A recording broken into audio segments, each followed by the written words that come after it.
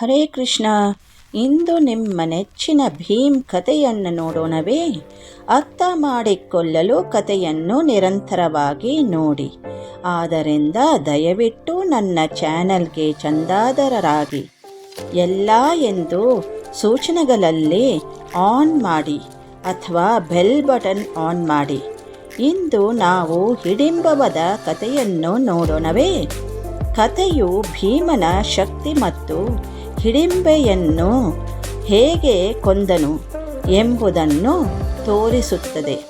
ಅರಣ್ಮನೆಯ ಘಟನೆಯ ನಂತರ ಪಾಂಡವರು ತಮ್ಮ ಮನೆಯನ್ನು ತೊರೆದು ಕಾಡಿಗೆ ಹೋದದನ್ನು ನಾವು ನೆನಪಿಸಿಕೊಳ್ಳಬಹುದು.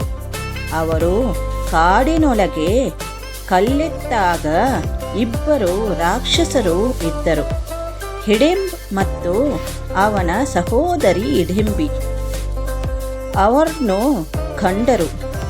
ಕುಂತಿ ಸುಸ್ತಾಗಿ ನಿದ್ದೆಗೆ ಜಾರಿದಳು. ಭೀಮನಿಗೆ ಎಚ್ಚರವಾಯಿತು. ಹಿಡಿಂಬೆಯು ಮನುಷ್ಯನ ವಾಸನೆಯನ್ನು ಗ್ರಹಿಸಿದಳು. ಅವಳು ಭೀಮನನ್ನು ನೋಡಿದಳು. ಅವಳು ಅವನೊಂದಿಗೆ ಪ್ರೀತಿಯಲ್ಲಿ ಬಿದ್ದಳು. ಆದ್ದರಿಂದ ಅವಳು ಸುಂದರ ಸ್ತ್ರೀಯರ ರೂಪವನ್ನು ಪಡೆದಳು.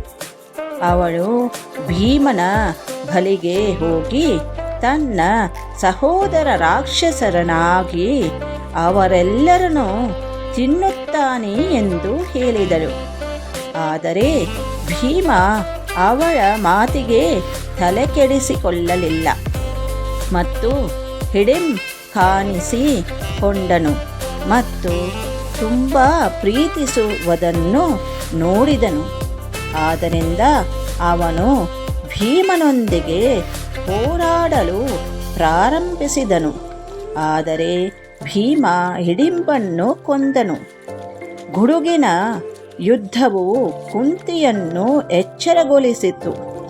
ಆಗ ಹಿಡಿಂಬಿ ತಾನು ಪ್ರೀತಿಸುತ್ತಿದ್ದೇನೆ ಮತ್ತು ಭೀಮನ್ನು ಮದುವೆ ಮಾಡಿಕೊಳ್ಳಲು ಬಯಸುತ್ತೇನೆ ಎಂದು ಹೇಳಿದಳು. ಕುಂತಿ ಕಾಳಜಿಯಿಂದ ಅವರಿಬ್ಬರು ಮದುವೆಯಾದರು.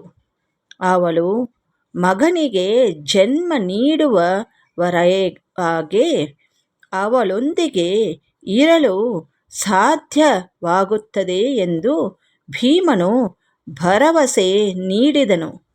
ಸ್ವಲ್ಪ ಸಮಯದ ನಂತರ ಅವರು ಘಟೋತ್ಕಚ ಎಂಬ ಮಗನಿಗೆ ಜನ್ಮ ನೀಡಿದರು. ಕೆಲವು ವರ್ಷಗಳ ನಂತರ ಕುಂತಿ ಮತ್ತು ಪಾಂಡವರು ಹಿಡಿಂಬಿ ಮತ್ತು ಘಟೋತ್ಕಚವನ್ನು ತೊರೆಯಲು ನಿರ್ಧರಿಸಿದರು.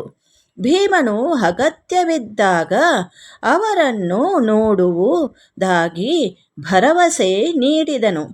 ಬಹುಶಃ ಅವರು ರಾಕ್ಷಸನ ಸೊಸೆಯೊಂದಿಗೆ ಇರಲು ಬಯಸುವುದಿಲ್ಲ. ಈಗ ಇಲ್ಲಿ ನೈತಿಕತೆ ಎಂದರೆ ಧೈರ್ಯದಿಂದ ಮತ್ತು ಮಾನಸಿಕವಾಗಿ ದೃಢವಾಗಿರುವ ಮೂಲಕ ಯಾರಾದರೂ ಸಮಸ್ಯೆಗಳನ್ನು ಪರಿಹರಿಸಬಹುದು. ಹಿಮಾಲಯದ ತಪ್ಪಲಿನಲ್ಲಿರುವ ಹಿಡಿಂಬದೇವಿ ದೇವಸ್ಥಾನವನ್ನು ನಾವು ಇಂದಿಗೂ ಕಾಣಬಹುದು. ಅವರು ಮಾತೆ ದುರ್ಗೆಯ ದ್ಯೋತಕ.